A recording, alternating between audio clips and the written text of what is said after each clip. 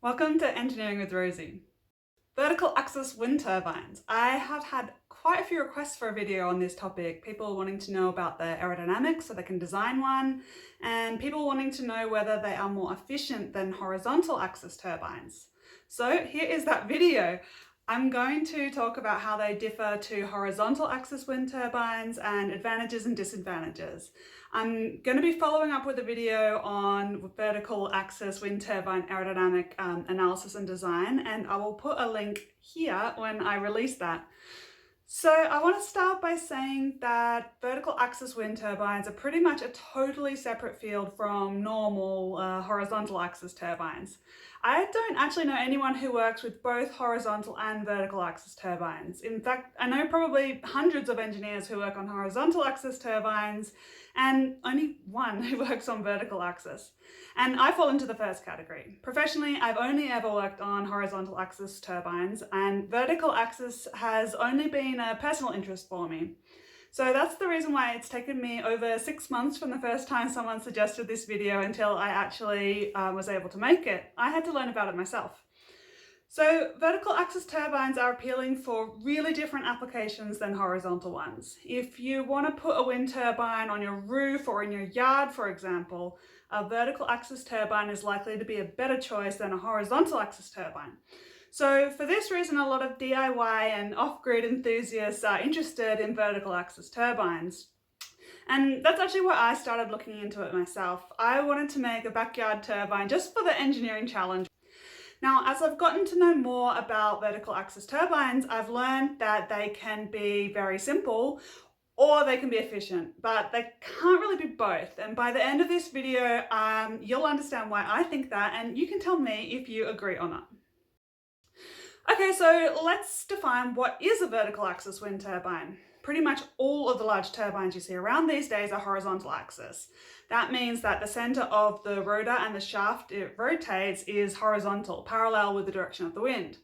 So vertical axis wind turbines flip that with the rotating shaft oriented vertically, perpendicular to the direction of the wind. And actually, it's this last point that defines VAWTs, that the axis of rotation is perpendicular to the wind. So a design that looks like a hamster wheel, where the shaft is horizontal but perpendicular to the wind, would normally actually be grouped with the vertical axis turbines. So there are a lot of different types of vertical axis wind turbines, but they all fit into two broad categories, either drag type or lift type, also known as Savonius and Darrieus type. To give a 5-second explanation of the difference between the two, drag type Savonius are very simple and very inefficient, and lift type vertical axis turbines are more complex and more efficient. So what about in comparison to horizontal axis turbines? There are a few axis or vertical axis turbines that can be simpler than horizontal axis designs. A lot of the complicated components that are located like hundreds of meters up in the air for a horizontal axis turbine can be located at the ground level for a vertical axis one. So the generator and the gearbox, for example, they have to be located at the end of the shaft, and for a horizontal axis wind turbine, that's at the top of the tower. But for vertical axis wind turbines, the end of the shaft is on the ground, so you can put these complex components there, which makes maintenance much easier and cheaper. So next, the aerodynamics of a vertical axis turbine can result in a simpler blade geometry. I've talked a lot on this channel about horizontal axis wind turbine design, and especially about the aerodynamic design of their blades. It's complicated because the blades are rotating around a horizontal axis, so the local airflow speed is different along the length of the blade, and that's why they need to be tapered and twisted to account for this. So that's perhaps the most obvious reason to think of a vertical axis instead. The blade aerodynamic design can be much simpler. Another benefit of the vertical axis is that the blade tip speeds are usually lower than on horizontal axis wind turbine blades, where the local airflow over the blade is faster at the blade tip than the root due to the rotational speed. So for horizontal axis turbines, if you keep the rotational speed the same but increase the blade length, then the tip speed increases. And this is a challenge for wind turbine designers because the turbine noise is strongly related to the blade tip speed. So vertical axis wind turbines can be a lot quieter than horizontal axis turbines. Another design aspect of VAWTs that can be simpler than HAWTs is that it doesn't necessarily matter what direction the wind comes from. Because the blades are rotating around a vertical axis, whether the wind comes from the front or the back or the side, it doesn't matter. And because of this, you don't need to yaw them to face the wind like you do with a horizontal axis turbine.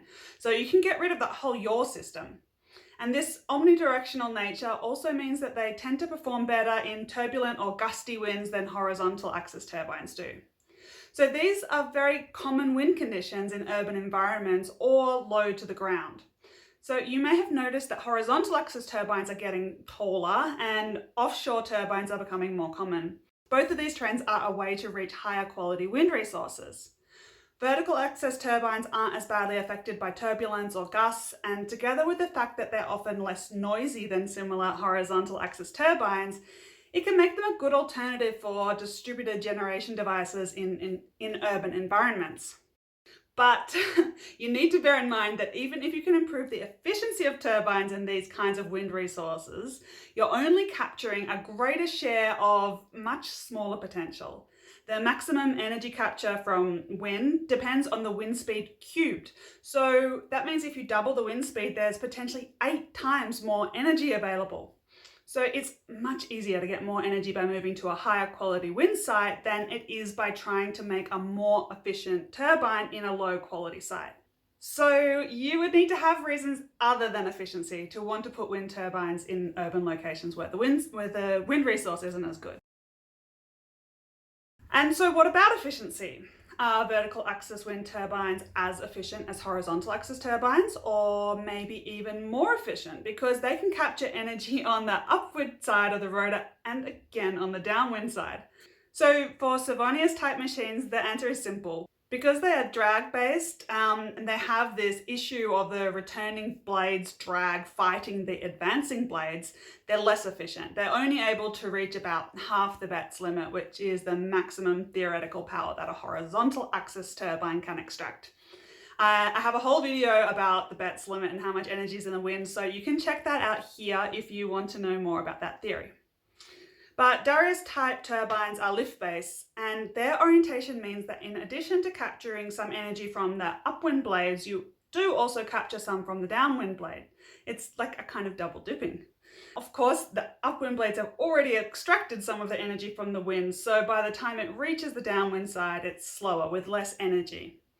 In a typical actually existing vertical axis wind turbine, and by actually existing I mean not a sketch on the back of an envelope or a computer simulation that someone made a YouTube video about, in these real vertical axis turbines, about 80% of the turbine's power is generated by the upwind blades and 20% by the downwind blades. And so far, vertical axis wind turbines are all a lot less efficient than a standard horizontal axis one. I haven't seen any commercial vertical axis wind turbines promising over 41% efficiency, and actually most of them are in the 30s. You compare that to most modern horizontal axis utility scale turbines, and they're in the high 40s. But are they necessarily less efficient, or have we just not seen a great VAWT design yet? Is the maximum efficiency of a vertical axis wind turbine limited by the Vawt's limit, the same as a horizontal axis one? The answer to that is no, the theory doesn't apply, and there isn't an equivalent theory for vertical axis turbines, at least as far as I could find. Okay, so maybe they can be more efficient, but how might we actually get some of this increased efficiency?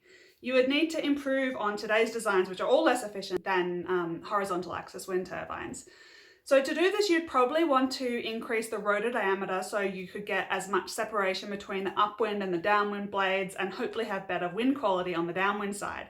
But making the diameter larger will cause lots of practical problems, which you'll end up adding complexity to solve. There's several other ways that you can increase the efficiency of vertical axis wind turbines, and I will be going through those in the next video. But in all cases, to get the extra efficiency, you need to add complexity.